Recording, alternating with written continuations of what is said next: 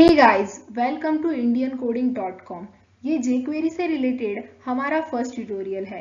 इस ट्यूटोरियल में हम jQuery की इंट्रोडक्शन देखने वाले हैं कि jQuery एक्चुअल में होता क्या है और इसे हमें क्यों यूज करना चाहिए।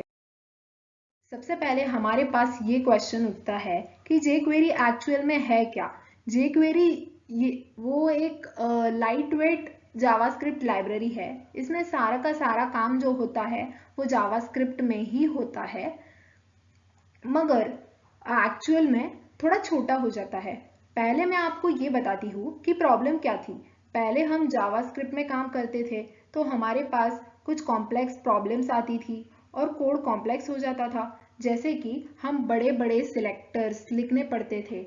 डॉम को डाइवर्ट करने के लिए हमें कॉम्प्लेक्स एनिमेशंस लिखनी पड़ती थी, जिसके लिए कोड लेंदी हो जाता था। लेंदी डोम की मैनिपुलेशन हो जाता था और लास्ट में अगर हमें जावास्क्रिप्ट से अजैक्स का कोड लगाना है तो वो बहुत लेंदी हो जाता था। कम से कम 8 से 10 लाइंस लिखनी पड़ती थी।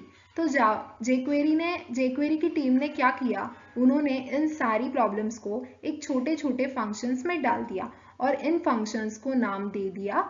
इन फंक्शंस को कलेक्ट करके एक फाइल में डाल दिया और इस फाइल को एक नाम दे दिया jQuery। तो एक्चुअल में जब हम बड़े बड़े काम करते हैं तो हम एक छोटे से फंक्शन का नाम लेते हैं जो jQuery के अंदर पहले से ही डिफाइन है। उसको लगाने से ही बहुत बड़ा काम हो जाता है। मान लीजिए आपको अजाक्स लगानी है तो आपको 10 लाइन लिखने की जरूरत नहीं है। सिंपल सिर्फ एक लाइन लिख के आप पूरी अजाक्स का कोड कर सकते हो। बहुत इम्पॉर्टेंट चीज़ जो मैं आपको यहाँ पे बताना चाहूँगी वो ये है कि jQuery का बस एक ही मकसद है, वो है कि एक ही मोटो है, वो है कि राइट लेस डू मोर। इसका मतलब है कि कम कोड लिखो और ज़्यादा से ज़्यादा आउटपुट पाओ। अब हम यहाँ पे ये देखते हैं कि हमें jQuery का यूज़ क्यों करना चाहिए। इसका यूज़ करने का सबसे पहला जो फ़ायदा है वो है कि शॉर्ट सिलेक्टर्स, मतलब सिलेक्टर्स वो होते हैं, शॉर्ट सिलेक्टर्स जो होते हैं वो छोटे हो जाते हैं। दूसरा जो फायदा है वो है वैरायटी ऑफ एनिमेशन फंक्शंस। अलग अलग तरह की एनिमेशंस करने के लिए इसमें तरह तरह के फंक्शंस मिलते हैं। डोम में अगर किसी वर्ड को सेट या गेट करना है तो वो इजीली हो जाएगा, सिर्फ सिंपल 2 वर्ड लिखकर ही। इसमें CSS की स्टाइलिंग करना भी बहुत ही आसान है और बहुत ही सिंपल है।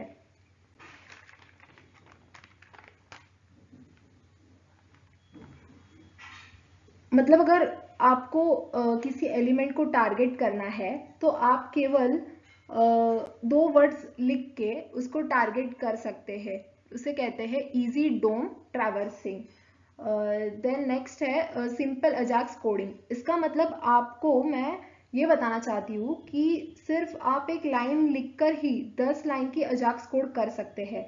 इसके अलावा भी jQuery के बहुत सारे बेनिफिट्स हैं, हम अपने आने वाले ट्यूटोरियल में देखेंगे।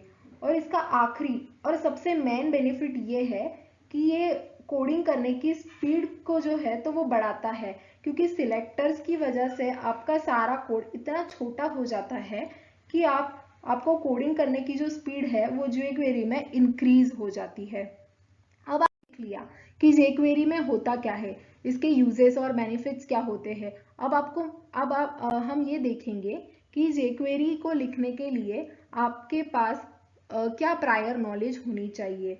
तो उसके लिए आपको सबसे पहले आनी चाहिए HTML, दूसरा है CSS और बेसिक जावास्क्रिप्ट। अगर आपको जावास्क्रिप्ट नहीं भी आती है तो भी चलेगा, लेकिन आपको HTML और CSS की नॉलेज होनी चाहिए।